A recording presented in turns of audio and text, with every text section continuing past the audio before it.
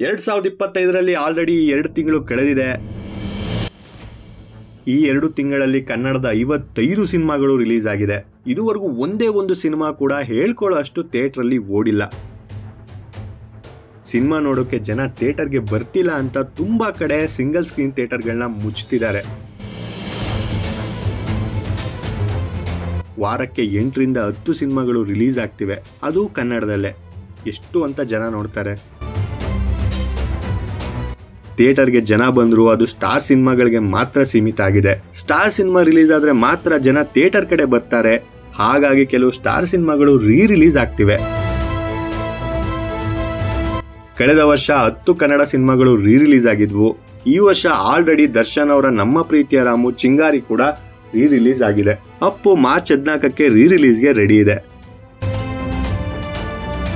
ಹೊಸದಾಗಿ ರಿಲೀಸ್ ಆಗ್ತಿರೋ ಸಿನಿಮಾಗಳೇ ಓಡ್ತಿಲ್ಲ. ಇನ್ನು ರಿಲೀಸ್ ಆಗಿದ್ದ ಸಿನಿಮಾಗಳು ಓಡ್ತಾವ ಅನ್ನೋ ಡೌಟ್ ನಿಮ್ಗೆ ಇರಬಹುದು.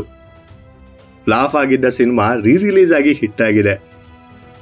ಸಿನಿಮಾ ಮೊದಲು ಸಲ ರಿಲೀಸ್ ಆಗಿದ್ದ ಮಾಡಿದ ಕಲೆಕ್ಷನ್ಗಿಂತ ಹೆಚ್ಚು ಕಲೆಕ್ಷನ್ ರಿಲೀಸ್ ಆದಾಗ ಮಾಡಿದೆ.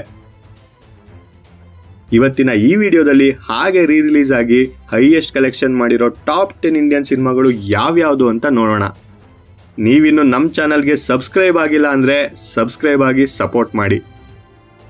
ಹಾಯ್ ಹಲೋ ನಮಸ್ಕಾರ, ಪಿಕ್ಚರ್ ಟಾಕೀಸ್ಗೆ ಸ್ವಾಗತ. Top 10 highest grossing Indian release films list ನಲ್ಲಿ ಟಾಪ್ 10 ನಲ್ಲಿ ಇರೋ ಸಿನಿಮಾ ಮಣಿ ಚಿತ್ರತಾಳ್. ಕನ್ನಡದ super hit cinema Aptha Mitra ಇದರದ್ದೇ ರೀಮೇಕ್. ಮಣಿ ಚಿತ್ರತಾಳ್ ಮಲಯಾಳಂ ಸಿನಿಮಾದಲ್ಲೇ one of the best films. ಆ ಸಿನಿಮಾಗೆ ಅದರದ್ದೇ ಆದ ಕಲ್ಟ್ ಫಾಲೋಯಿಂಗ್ ಇದೆ. ಹಾಗೆ ಇದು one of the best psychological thrillers in India cinema. 70 iconic films of Indian cinema list ನಲ್ಲಿ ಕೂಡ ಈ ಸಿನಿಮಾ ಇದೆ. ಈ ಸಿನಿಮಾ ಡಿಜಿಟಲಿ ರೀಮಾಸ್ಟರ್ ಆಗಿ 4K ಡಾಲ್ಬಿ ಅಟ್ಮಾಸ್ ವರ್ಷನ್ ಜೊತೆ ಆಗಸ್ಟ್ 2024 ರಲ್ಲಿ ರಿಲೀಸ್ ಆಯ್ತು. 30 ವರ್ಷ ಆದ್ಮೇಲೆ ರಿಲೀಸ್ ಆದ ಮಣಿ ಚಿತ್ರತಾಳ್ಗೆ ಥಿಯೇಟರ್ ಅಲ್ಲಿ ಒಳ್ಳೆ ರೆಸ್ಪಾನ್ಸ್ ಸಿಕ್ತು. ರಿಲೀಸ್ ಆಗಿ ಸಿನಿಮಾ 7.5 ಕೋಟಿ ಕಲೆಕ್ಷನ್ ಕೂಡ ಮಾಡ್ತು. 1993ರಲ್ಲಿ ರಿಲೀಸ್ ಆದಾಗ ಈ ಸಿನಿಮಾ 2.79 ಕೋಟಿ ಕಲೆಕ್ಷನ್ ಮಾಡಿತ್ತು. ಆಗ ಇದರ ಬಜೆಟ್ 30 ಲಕ್ಷ. ನಮ್ಮ ಈ ಲಿಸ್ಟ್ ನ ಟಾಪ್ 9 ಅಲ್ಲಿ ಇರೋ ಸಿನಿಮಾ ತೆಲುಗಿನ ಗಬ್ಬರ್ ಸಿಂಗ್. ಪವರ್ ಸ್ಟಾರ್ ಪವನ್ ಕಲ್ಯಾಣ್ ಅವರ ಗಬ್ಬರ್ ಸಿಂಗ್ ಮೇ 2012ರಲ್ಲಿ ರಿಲೀಸ್ ಆಗಿ ಬ್ಲಾಕ್ ಬಸ್ಟರ್ ಆಗಿತ್ತು. ಪವನ್ ಕಲ್ಯಾಣ್ ಅವರ ಸ್ಟೈಲ್, ಮಾಸ್ ಡೈಲಾಗ್ಸ್ ಮತ್ತು ಹೈ ಎನರ್ಜಿ ಆಕ್ಷನ್ ಸೀಕ್ವೆನ್ಸಸ್ ಎಲ್ಲ ಮತ್ತೆ ಆಡಿಯನ್ಸ್ ಅನ್ನ ಕನೆಕ್ಟ್ ಮಾಡಿದೆ ಅಂತಾನೂ ಹೇಳ್ಬಹುದು. ಗಬ್ಬರ್ ಸಿಂಗ್ ಒಂದು ಪರ್ಫೆಕ್ಟ್ ಮಾಸ್ ಎಂಟರ್ಟೈನರ್ ಮತ್ತು ಇದರ ಇಂಪ್ಯಾಕ್ಟ್ ತೆಲುಗು ಸಿನಿಮಾದಲ್ಲಿ ಇಂದಿಗೂ ಇದೆ ಅಂತಾನೂ ಹೇಳ್ಬಹುದು. ಕಳೆದ ವರ್ಷ ಪವನ್ ಕಲ್ಯಾಣ್ ಅವರ ಹುಟ್ಟು ಹಬ್ಬದ ಪ್ರಯುಕ್ತ ರಿಲೀಸ್ ಆಗಿದ್ದ ಗಬ್ಬರ್ ಸಿಂಗ್ 8.02 ಕೋಟಿ ಕಲೆಕ್ಷನ್ ಮಾಡಿದೆ. ರಿಲೀಸ್ ಆದಾಗ ಈ ಸಿನಿಮಾ 150 ಕೋಟಿ ಕಲೆಕ್ಷನ್ ಮಾಡಿತ್ತು. ಟಾಪ್ 8 ಅಲ್ಲಿ ತೆಲುಗಿನ ಮತ್ತೊಂದು ಸಿನಿಮಾ ಮುರಾರಿ ಇದೆ. 2001ರಲ್ಲಿ ರಿಲೀಸ್ ಆಗಿದ್ದ ಮಹೇಶ್ ಬಾಬು ಅವರ ಮುರಾರಿ 4K ನಲ್ಲಿ ಆಗಸ್ಟ್ 9, 2024ರಲ್ಲಿ ರಿಲೀಸ್ ಆಗಿತ್ತು. ಮಹೇಶ್ ಬಾಬು ಅವರ ಚಾರ್ಮಿಂಗ್ ಪರ್ಫಾರ್ಮೆನ್ಸಸ್, ಇದರ ರೊಮ್ಯಾಂಟಿಕ್ ಸೂಪರ್ ನ್ಯಾಚುರಲ್ ಮಿಕ್ಸ್ ಮತ್ತು ಎಮೋಷನಲ್ ಸ್ಟೋರಿ ಲೈನ್ ಎಲ್ಲ ಆಡಿಯನ್ಸ್ ಅನ್ನು ಮತ್ತೆ ಥಿಯೇಟರ್ ಕಡೆ ಅಟ್ರಾಕ್ಟ್ ಮಾಡಿತ್ತು. ಇದರ ಮ್ಯೂಸಿಕ್ ಮತ್ತು ಕ್ಲೈಮ್ಯಾಕ್ಸ್ ಇಂದಿಗೂ ಮೆಮೊರೇಬಲ್ ಆಗಿದೆ. 2001ರಲ್ಲಿ ರಿಲೀಸ್ ಆಗಿ ಹಿಟ್ ಆಗಿದ್ದ ಸಿನಿಮಾ 2024ರಲ್ಲಿ ರಿಲೀಸ್ ಆಗಿ ರೆಕಾರ್ಡ್ ಬ್ರೇಕಿಂಗ್ ಕಲೆಕ್ಷನ್ ಮಾಡಿತ್ತು. ಮೊದಲ ದಿನ ಈ ಸಿನಿಮಾ ಇಂಡಿಯಾದಲ್ಲೇ 4.75 ಕೋಟಿ ಕಲೆಕ್ಷನ್ ಮಾಡಿದ್ರೆ ವರ್ಲ್ಡ್ ವೈಡ್ 5.25 ಕೋಟಿ ಕಲೆಕ್ಷನ್ ಮಾಡಿ ರಿಲೀಸ್ ಸಿನಿಮಾಗಳ ಒಂದು ಹೊಸ ಬೆಂಚ್ ಮಾರ್ಕ್ ಅನ್ನು ಸೆಟ್ ಮಾಡಿತ್ತು.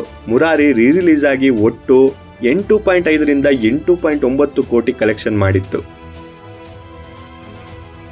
ಈ ಲಿಸ್ಟ್ ನ ಟಾಪ್ 7 ನಲ್ಲಿ ಇರೋ ಸಿನಿಮಾ ಹಿಂದಿಯ ಲೈಲಾ ಮಜ್ನು. ಲೈಲಾ ಮಜ್ನು ರಿಲೀಸ್ ಆಗಿ ಮತ್ತೆ ಹಿಟ್ ಆಗಿ ಥಿಯೇಟರ್ ಕಡೆ ಜನ ಬರೋ ಹಾಗೆ ಮಾಡ್ತು. ಇದರ tragic love story, soulful music, Hafeez ಓ ಮೇರಿ ಲೈಲಾ ಅಂತ ಎವರ್ ಗ್ರೀನ್ ಸಾಂಗ್ಸ್ ಮತ್ತು ಅವಿನಾಶ್ ತಿವಾರಿ, ತೃಪ್ತಿ ದಿಮ್ರಿ ಅವರ ಪರ್ಫಾರ್ಮೆನ್ಸಸ್ ಎಲ್ಲ ಆಡಿಯನ್ಸ್ ಅನ್ನ ಮತ್ತೆ ಕನೆಕ್ಟ್ ಮಾಡ್ತು ಅಂತ ಹೇಳ್ಬಹುದು. ಇದು ಒಂದು modern take on classic love story ಮತ್ತು ಇದರ ಎಮೋಷನಲ್ ಡೆಪ್ತ್ ಇಂದಿಗೂ ಆಡಿಯನ್ಸ್ ಅನ್ನ ಮೂವ್ ಮಾಡುತ್ತೆ ಅಂತ ಹೇಳಿದ್ರೆ ತಪ್ಪಾಗಲ್ಲ. 2018ರಲ್ಲಿ ರಿಲೀಸ್ ಆಗಿದ್ದ ಈ ಸಿನಿಮಾ ಅಭಿಮಾನಿಗಳ ಒತ್ತಾಯದ ಮೇರೆಗೆ ಆಗಸ್ಟ್ 9, 2024ರಲ್ಲಿ ಮತ್ತೆ ರಿಲೀಸ್ ಆಗಿತ್ತು. ಮೊದಲು ರಿಲೀಸ್ ಆದಾಗ 2ರಿಂದ 3.25 ಕೋಟಿ ಕಲೆಕ್ಷನ್ ಮಾಡಿದ್ದ ಲೈಲಾ ಮಜ್ನು ರಿಲೀಸ್ ಆದಾಗ 11.5 ಕೋಟಿ ಕಲೆಕ್ಷನ್ ಮಾಡಿ ಸೂಪರ್ ಹಿಟ್ ಆಯ್ತು.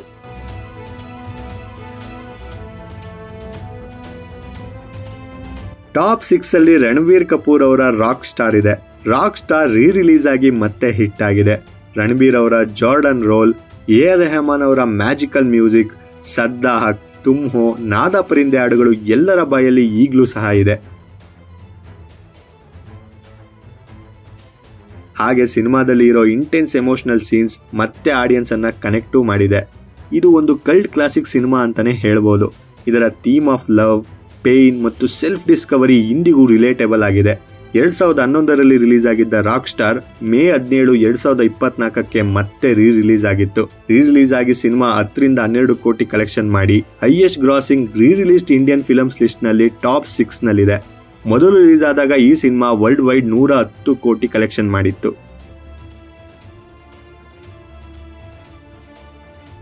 ಈ ಲಿಸ್ಟ್ ನ ಟಾಪ್ 5 ನಲ್ಲಿ ಇರೋ ಸಿನಿಮಾ ಶೋಲೆ. ಇದು ಆಗಿನ highest grossing Indian film ever ಅಂತ ಅನ್ನಿಸ್ಕೊಂಡಿತ್ತು. ಕನ್ನಡದಲ್ಲಿ ಹೋಮ್ ಹೇಗೆ ರಿಲೀಸ್ ಆಗಿತ್ತೋ ಅದೇ ತರ ಹಿಂದಿಲಿ ಶೋಲೆ ಪದೇ ಪದೇ ರಿಲೀಸ್ ಆಗಿದೆ. 1970, 80 ಮತ್ತು 90ರಲ್ಲಿ ತುಂಬಾ ಸಲ ಈ ಸಿನಿಮಾ ರಿಲೀಸ್ ಆಗಿದೆ. 2014ರಲ್ಲಿ ಈ ಸಿನಿಮಾದ 3D ವರ್ಷನ್ ರಿಲೀಸ್ ಆಗಿತ್ತು. ಗಬ್ಬರ್ ಸಿಂಗ್ ಅವರ ಐಕಾನಿಕ್ ಡೈಲಾಗ್ಸ್, ಜೈವೀರು ಅವರ ಫ್ರೆಂಡ್ಶಿಪ್ ಮತ್ತು unforgettable train sequences, Holi celebration ಎಲ್ಲ ಮತ್ತೆ ಆಡಿಯನ್ಸ್ ಅನ್ನ ಥಿಯೇಟರ್ ಕಡೆ ಅಟ್ರಾಕ್ಟ್ ಮಾಡಿತ್ತು. ಇದು ಇಂಡಿಯನ್ ಸಿನಿಮಾದಲ್ಲೇ ಎವರ್ ಗ್ರೀನ್ ಕ್ಲಾಸಿಕ್. ಅದು ಅಲ್ಲದೆ ಹೆಚ್ಚು ಜನ ಥಿಯೇಟರ್ಗೆ ಬಂದು ನೋಡಿದ ಸಿನಿಮಾ ಅನ್ನೋ ಹೆಗ್ಗಳಿಕೆ ಕೂಡ ಪಾತ್ರವಾಗಿತ್ತು. ಇದರ ಇಂಪ್ಯಾಕ್ಟ್ ಇಂದಿಗೂ ಹಾಗೇ ಇದೆ. 2014ರಲ್ಲಿ 1000 ಸ್ಕ್ರೀನ್ ನಲ್ಲಿ ರಿಲೀಸ್ ಆಗಿದ್ದ ಶೋಲೆ 13 ಕೋಟಿ ಕಲೆಕ್ಷನ್ ಮಾಡಿತ್ತು. ಟಾಪ್ 4 ಅಲ್ಲಿ ಇರೋ ಸಿನಿಮಾ ಏ ಜವಾನಿ ಹೇ ದಿವಾನಿ. ರಣಬೀರ್ ಕಪೂರ್, ದೀಪಿಕಾ ಪಡುಕೋಣೆ ಅವರ ಕೆಮಿಸ್ಟ್ರಿ, ಅರ್ಜಿತ್ ಸಿಂಗ್ ಅವರ ಸೋಲ್ಫುಲ್ ಸಾಂಗ್ಸ್ ಮತ್ತು stunning visuals of Manali and Kashmir ಎಲ್ಲ ಮತ್ತೆ ಆಡಿಯನ್ಸ್ ಅನ್ನ ಥಿಯೇಟರ್ ಕಡೆ ಅಟ್ರಾಕ್ಟ್ ಮಾಡಿತ್ತು. ಇದರ ಥೀಮ್ಸ್ ಆಫ್ ಫ್ರೆಂಡ್ಶಿಪ್, ಲವ್ ಮತ್ತು ಸೆಲ್ಫ್ ಡಿಸ್ಕವರಿ ಇಂದಿಗೂ ರಿಲೇಟೇಬಲ್ ಆಗೇ ಇದೆ. ಇದು ಒಂದು ಟೈಮ್ಲೆಸ್ ರೊಮ್ಯಾಂಟಿಕ್ ಡ್ರಾಮಾ. ಯಾರ್ಯಾರು ಈ ಸಿನಿಮಾನ ಇನ್ನೂ ನೋಡಿಲ್ವೋ ಖಂಡಿತ ಮಿಸ್ ಮಾಡದೆ ನೋಡಿ. ನೀವು ಇನ್ವೆಸ್ಟ್ ಮಾಡೋ ಟೈಮ್ಗೆ ಇದು ಮೋಸ ಮಾಡಲ್ಲ. 3 ಜನವರಿ 2025ರಲ್ಲಿ ರಿಲೀಸ್ ಆಗಿದ್ದ ಈ ಸಿನಿಮಾ ಒಟ್ಟು 26.75 ಕೋಟಿ ಕಲೆಕ್ಷನ್ ಮಾಡಿತ್ತು. ನಮ್ಮ ಈ ಲಿಸ್ಟ್ ನ ಟಾಪ್ 3 ನಲ್ಲಿ ಇರೋ ಸಿನಿಮಾ ತಮಿಳಿನ ಗಿಲ್ಲಿ. ದಳಪತಿ ವಿಜಯ್ ಹಾಗೂ ತ್ರಿಷಾ ಅವರ ಗಿಲ್ಲಿ 2004ರಲ್ಲಿ ರಿಲೀಸ್ ಆಗಿತ್ತು. ವಿಜಯ್ ಅವರ ಮಾಸ್ ಅಪೀಲ್, ಪ್ರಕಾಶ್ ರಾಜ್ ಅವರ ಐಕಾನಿಕ್ ವಿಲನ್ ರೋಲ್ ಮತ್ತು ಕಬಡ್ಡಿ ಸೀನ್ಸ್ ಎಲ್ಲ ಆಡಿಯನ್ಸ್ ಅನ್ನ ಥಿಯೇಟರ್ ಕಡೆ ಮತ್ತೆ ಪುಲ್ ಮಾಡಿತ್ತು. ಇದರ ಕಾಮಿಡಿ, ರೊಮ್ಯಾನ್ಸ್ ಮತ್ತು ಆಕ್ಷನ್ ಮಿಕ್ಸ್ ಎಲ್ಲ ಪರ್ಫೆಕ್ಟ್ ಆಗಿ ಬ್ಯಾಲೆನ್ಸ್ಡ್ ಆಗಿ ಇದೆ. ಇದು ಒಂದು perfect mass entertainer. Ghilli April 20, 2024ರಲ್ಲಿ ರಿಲೀಸ್ ಆಗಿ ಸುಮಾರು 26ರಿಂದ 32 ಕೋಟಿಯಷ್ಟು ಕಲೆಕ್ಷನ್ ಮಾಡಿದೆ ಅಂತ ಹೇಳಲಾಗ್ತಿದೆ. ಈ ಲಿಸ್ಟ್ ನ ಟಾಪ್ 2 ನಲ್ಲಿ ತುಂಬಾಡಿದೆ. ಇದರ haunting visuals, atmospheric story telling ಮತ್ತು ಯೂನಿಕ್ ಕಾನ್ಸೆಪ್ಟ್ ಆಡಿಯನ್ಸ್ ಅನ್ನ ಮತ್ತೆ ಥಿಯೇಟರ್ಸ್ ಕಡೆ ಅಟ್ರಾಕ್ಟ್ ಮಾಡಿತ್ತು. ಇದರ ಕತೆ, ವಿಜುವಲ್ಸ್ ಮತ್ತು ಎಕ್ಸಿಕ್ಯೂಷನ್ ಎಲ್ಲ ಟಾಪ್ ನಾಚ್ ಆಗಿದೆ. ಇದರ ಡಾರ್ಕ್ ಫ್ಯಾಂಟಸಿ ಥೀಮ್ ಮತ್ತು ಸೋಮ್ ಶಾ ಅವರ ಪರ್ಫಾರ್ಮೆನ್ಸ್ ಇಂದಿಗೂ ಆಡಿಯನ್ಸ್ ಅನ್ನ ಮೆಸ್ಮರೈಸ್ ಮಾಡುತ್ತೆ.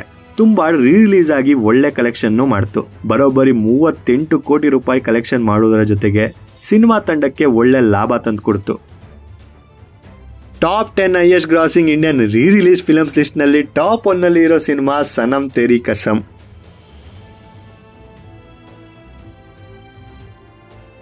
ಇನಿಷಿಯಲ್ ರಿಲೀಸ್ ಆಗಿ ಫ್ಲಾಪ್ ಆಗಿದ್ದ ಸನಮ್ ತೇರಿ ಕಸಮ್ ರಿಲೀಸ್ ಅಲ್ಲಿ ಮತ್ತೆ ಹಿಟ್ ಆಗಿ ಇನ್ನೂ ಸಹ ಚಾವಾ ಅನ್ನೋ ದೊಡ್ಡ ಸಿನಿಮಾಗೆ ಕಾಂಪೀಟ್ ಮಾಡ್ತಿದೆ. ಇದರ emotional love story, heart touching music ಮತ್ತು ಹರ್ಷವರ್ಧನ್ ರಾಣೆ, ಮಾವ್ರಾ ಅವರ ಪರ್ಫಾರ್ಮೆನ್ಸಸ್ ಎಲ್ಲ ಆಡಿಯನ್ಸ್ ಅನ್ನ ಮತ್ತೆ ಕನೆಕ್ಟ್ ಮಾಡಿತ್ತು.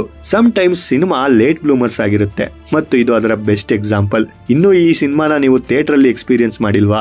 ಹಂಗಿದ್ರೆ ಇದು ಇನ್ನೂ ಥಿಯೇಟರ್ ಅಲ್ಲಿ ಇದೆ, ಹೋಗಿ ನೋಡಿ. ಸನಮ್ ತೇರಿ ಕಸಮ್ ರಿಲೀಸ್ ಆಗಿ ಬ್ಲಾಕ್ ಬಸ್ಟರ್ ಆಗಿದೆ. ಸಿನಿಮಾ ರಿಲೀಸ್ ಆಗಿ 50 ಕೋಟಿಗೂ ಹೆಚ್ಚು ಕಲೆಕ್ಷನ್ ಅನ್ನ ಮಾಡಿದೆ. ಇಂಡಿಯನ್ ಸಿನಿಮಾ ಇಂಡಸ್ಟ್ರಿಯಲ್ಲೇ ರಿಲೀಸ್ ಆಗಿ ಅತಿ ಹೆಚ್ಚು ಕಲೆಕ್ಷನ್ ಮಾಡಿರೋ ಸಿನಿಮಾ ಸನಮ್ ತೇರಿ ಕಸಮ್.